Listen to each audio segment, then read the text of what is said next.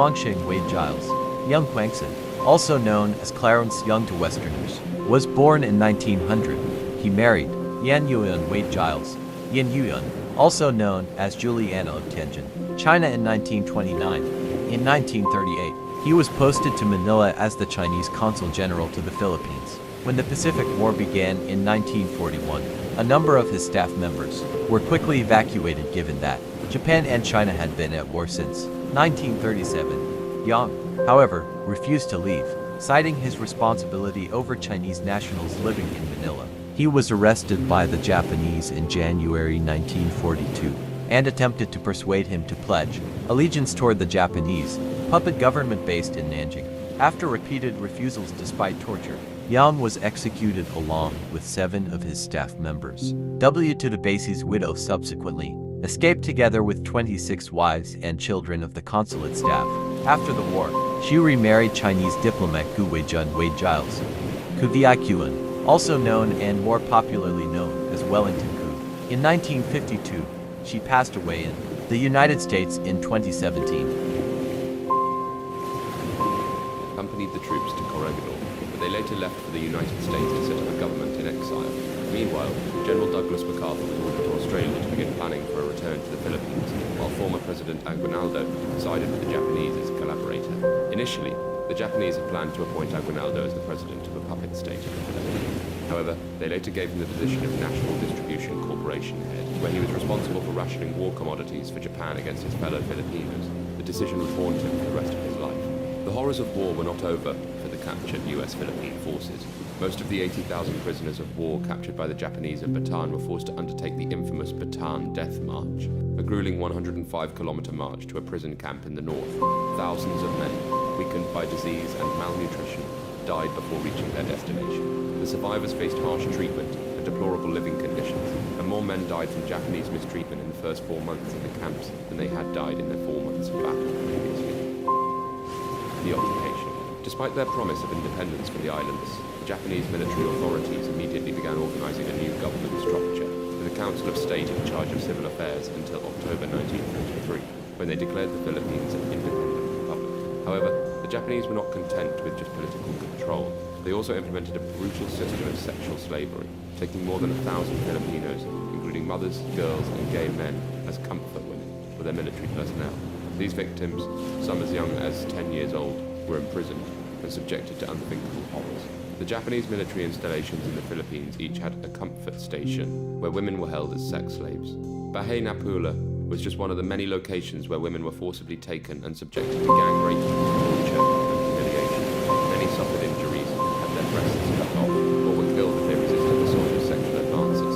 The victims were treated like animals, many being murdered and disposed of without dignity.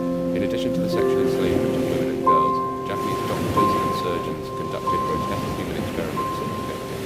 These experiments included amputations of their sections, suturing blood vessels and live humans, with some victims being forced to dig their own graves before the procedure. Vivisections, the dissection of the stomach, were performed on live Filipinos, with some left with gaping stomachs and intestines spilled out before being dumped into the graves and died. Perpetrators were paid as animals, many of whom remained at large in Japan until their comfortable retirement, attempting to cover up their crimes for decades. Those who dared to come forward were met with harassment by Japanese ultra-nationalists who wanted to protect the image of their country. Resistance. Eventually, the Japanese occupation of the Philippines was met with fierce resistance from guerrilla fighters and underground groups. These brave warriors defied the invaders and risked their lives to fight back against oppression, and their efforts paid off. By the end of the war, Japan controlled only a mere 12 of the 48 provinces in the country. But the guerrilla groups were not just a loose collection of fighters, they were highly organized. The commanders made contact with one another and developed plans to assist in the return of American forces to the Philippines. These commanders gathered important intelligence information and smuggled it out to the US Army, despite the danger and the long waiting periods involved. General MacArthur, recognizing the vital role that the guerrilla fighters played, formed a covert operation. He had Lieutenant Commander Charles Chick Parsons smuggle weapons, radios, and supplies to them by submarine. In turn, the guerrilla forces built up their stashes of arms and explosives and made plans to sabotage Japanese communications lines and attack Japanese forces from behind to assist MacArthur's invasion. Despite the challenges and risks, the Philippine resistance movement continued to grow and gain strength throughout the Japanese occupation. By the end of the war, an impressive 277 separate guerrilla units, consisting of more than 260,000 brave individuals, had fought against the Japanese forces. These guerrilla fighters, often facing extreme danger and harsh conditions, demonstrated a fierce determination and courage that inspired many. As Allied forces advanced towards Manila, Japanese resistance intensified, particularly in the rugged mountains of northern Luzon. Meanwhile, the recognized guerrilla fighter units rose up everywhere for the final offensive, engaging in some of the bloodiest battles of the war. The fighting continued unabated until Japan's formal surrender on September 2, 1945, leaving behind a devastated Philippines. The loss of life was staggering, with an estimated 527,000 Filipinos, both military and civilians, killed from all causes. Among them were between 131,000 and 164,000 who were victims of war crimes, a chilling reminder of the atrocities committed during the Japanese occupation. Following the end of the war, select units of the Philippine resistance were reorganized and equipped as units of the Philippine Army and Constabulary. These units brought with them the valuable experience and knowledge gained through their years of fighting in the resistance movement, helping to shape the future of the Philippine military. The contributions of the resistance fighters to the country's history and culture were an important reminder of the resilience and strength of the Filipino people in the face of adversity. Aftermath. The war left a devastating mark on the country, resulting in numerous casualties and immense suffering. According to a United States analysis released years after the war, the casualties suffered by the US military were 10,380 dead and 36,550 wounded. The number of Japanese dead was even more staggering, with 255,795 reported fatalities. However, the losses suffered by the Filipino people during the occupation were even more tragic. It's estimated that around 527,000 Filipinos lost their lives, with 27,000 military personnel dead, 141,000 massacred, 22,500 forced labor deaths, and 336,500 deaths caused by war-related famine. The aftermath of the war was particularly brutal for the Philippine population. Diseases spread like wildfire, and the lack of basic needs resulted in continuous decline of the population for the next 5 years. This was a far cry from the prosperous and vibrant Filipino lifestyle before the war, where the country had the second richest in Asia after Japan. What do you think about this event? Let us know your thoughts down in the comments section. Thank you for watching our video. Don't forget to subscribe to History Declassified to watch as we investigate more historical events of the finest hours of the Second World War. Manila was famous for its architectural beauty. The Japanese regional commander had taken a decision to preserve its buildings by not defending it. But the junior Japanese garrison commander disobeyed orders and refused to withdraw. His 20,000 troops pledged to defend Manila to the death. There now began a ferocious month-long battle to seize the Philippine capital.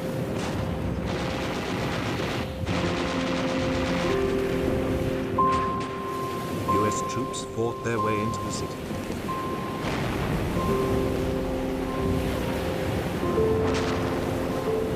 At first, they too tried to preserve the major buildings. But as they ran into snipers, machine gun nests and hidden artillery, they were forced to reduce much of the city to rubble.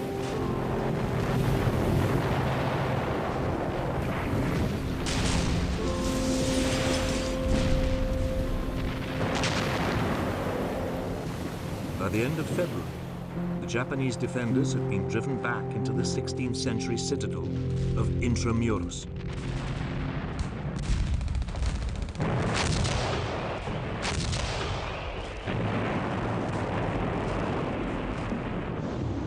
It would take another week of fierce fighting to flush them out.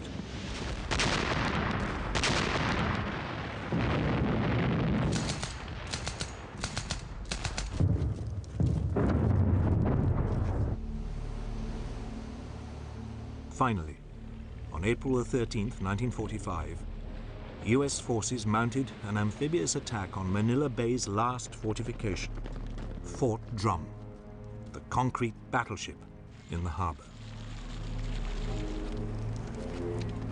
Its ventilation shafts were packed with kerosene, white phosphorus, and explosives.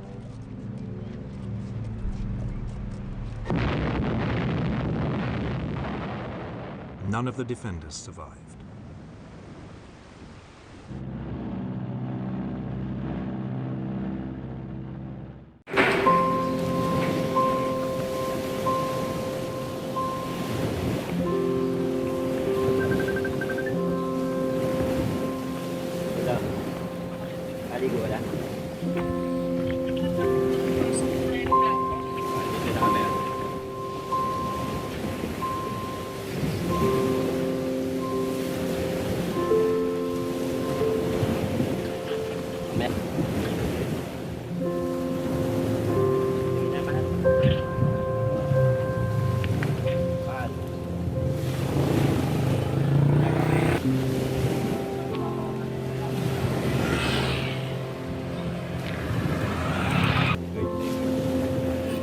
Direct pa ba ako? Ha? Direct? Oo. Direct. Oo.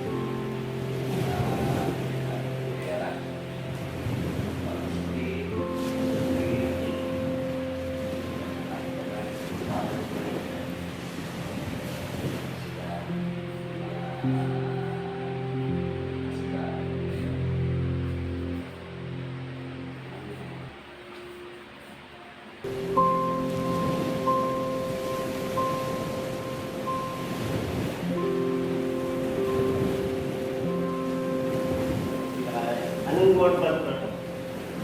World War II. World War II. Yan. Nakakagera natin. Nakakagera. So, uwi ng Manila. Yung mga nangyari yung City Hall. Yan. So, nirenovate nila pala yung City Hall yan.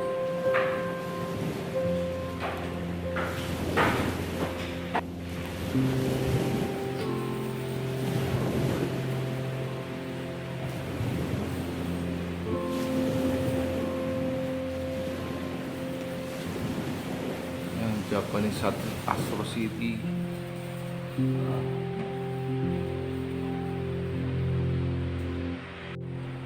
Cavite yan. Kaya rin lang yun sa Cavite yan. Yan.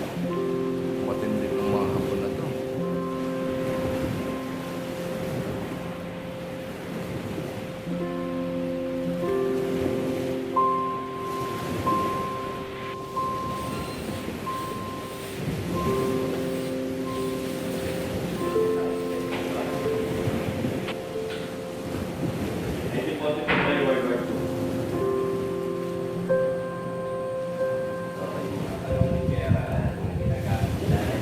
Typewriter? Tama ba? Typewriter ka ba? Ito eh.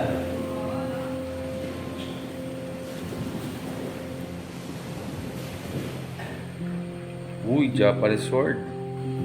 Samurai? Japanese sword to. Original to. Mga antique yan. Japanese pa to? Oo. Kaya nga Japanese ano eh. Pwede na kayo gusto yun.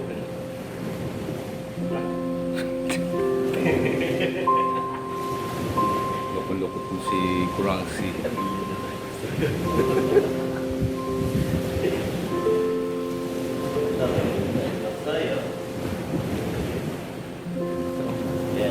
Pwede na rin sa gusto yun. Hindi. Mga dating pera hindi natin natanggap yan. Mga Japanese pa.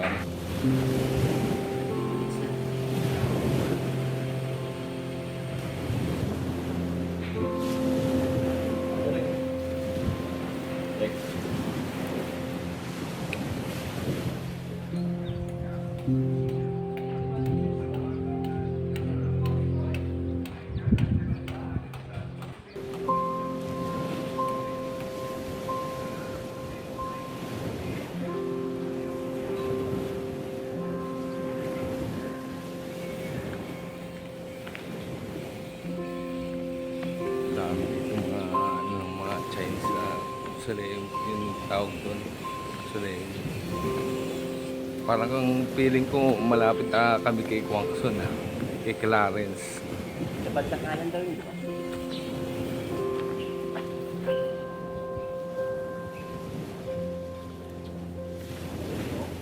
Ano ka magkasibig charge ito? Ay, di ba? Ayan. Ayun pala eh. Yan. Yan na ba yan? Yan. Lapit na kami kay Clarence.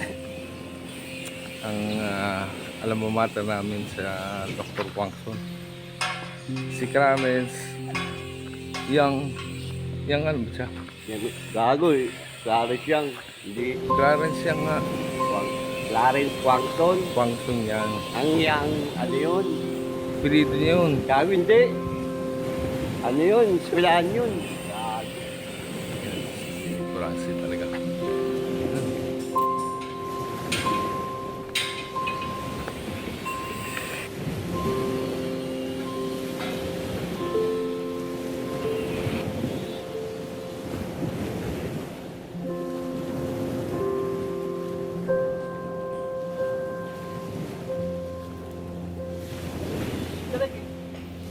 Diyan, papatong lang natin.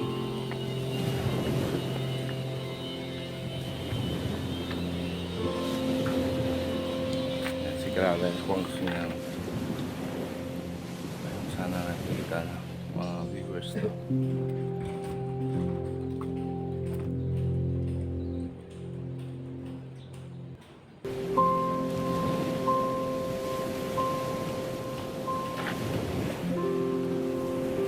Tinutukoy ni Ma'am Sebastian or Kinder 2 teachers from Kwangson na paboritong halaman o puno ni Kwangson ang kaltsuchi. Itong kaltsuchi na to, kahit na nandun po kami sa school namin na hindi pa nag-iiba, maliit kami, sa playground mayroon din tanim mga kaltsuchi. Isa rin to sa paborito ni Kwangson, ang kaltsuchi.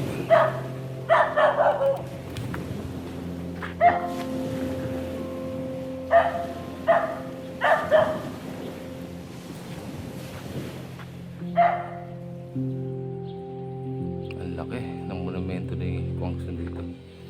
Grabe.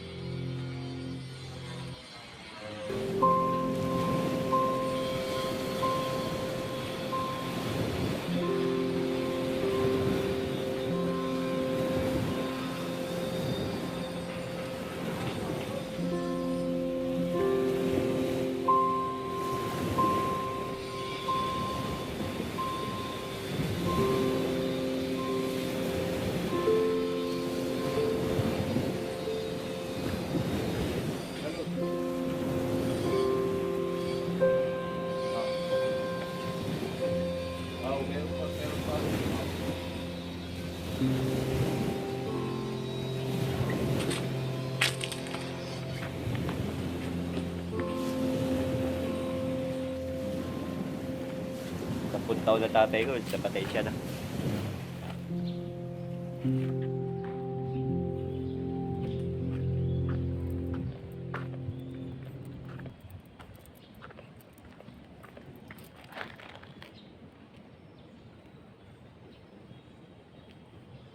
Bye, Clarence. Kiss ka muna. Huwag ka susunod sa bahay namin na. Pero ilumakan na kayo. Pag wala kayo lumag, gago ba ilong kayo? Wala. Sela. Sela. Kayo wala, tayo kayo. Ha?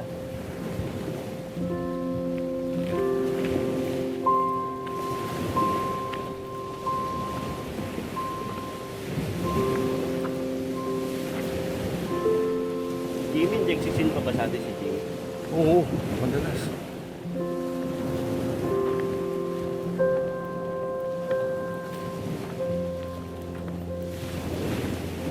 Madami na nakatara, di ba? Saan tayo dito?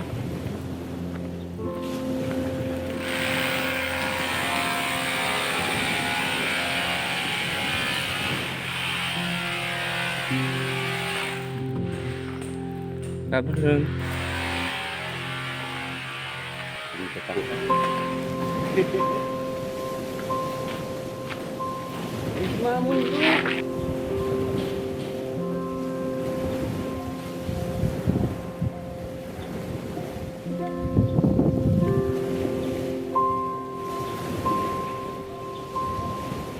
Established in 1920, Kobankia Hardware (CBK) started as a neighborhood hardware store at the walls of Binondo by Mr. Kobankia, the family's, one of the pioneer hardware in Binondo Manil.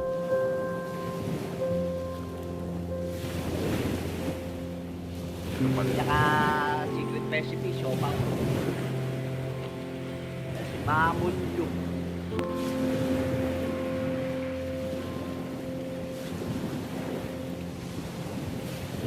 Yan, picture niya sa loob. Yan tayo. 43. 43, no? Ay, hindi.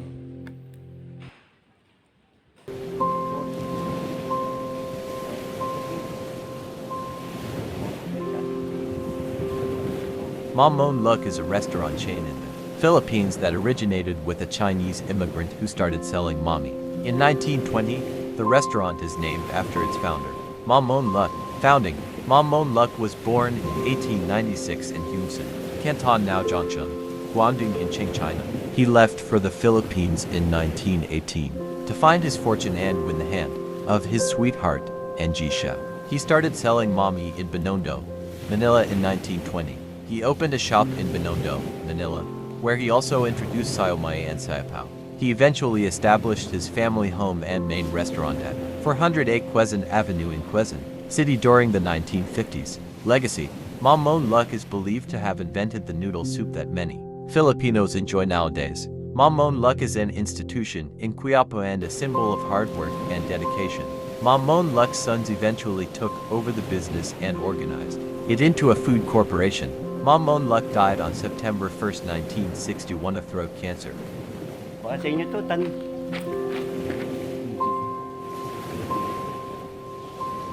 Abandon din.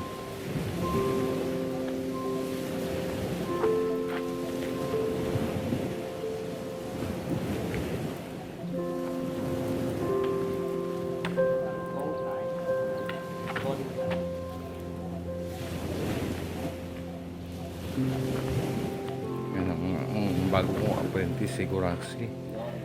Support niyo yung channel niya. Gagawa ng channel niya. Nang, sino ba pinido ng sa atin? Oh, jackpot tayo. Apolinary Mabini, oh. Oo. Bibigan na yung Apolinaro to. Pwede yata pumasok.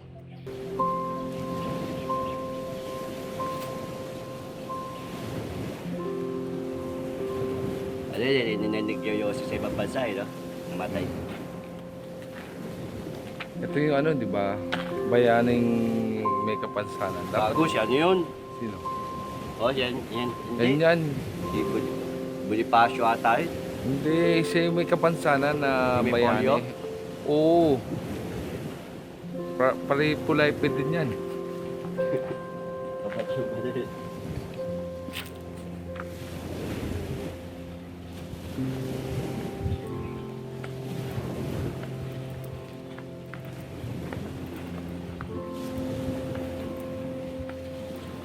Ah, di bomba.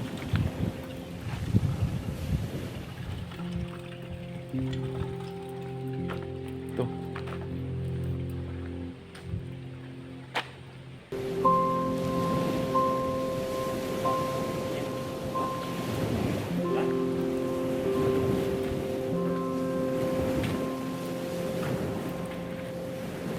At tingin mo si Alvin. Wait, sama ka. Tapos daan tayo sa ano. Yung nga bala ko dapat dadaanan siya. I-remind na siya. Papa.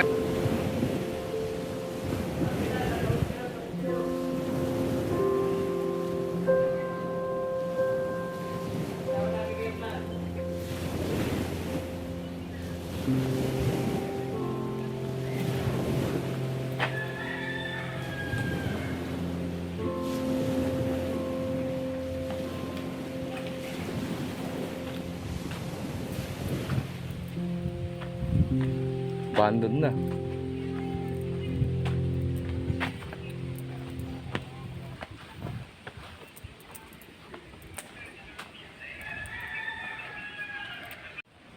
Kabila, sa tawid.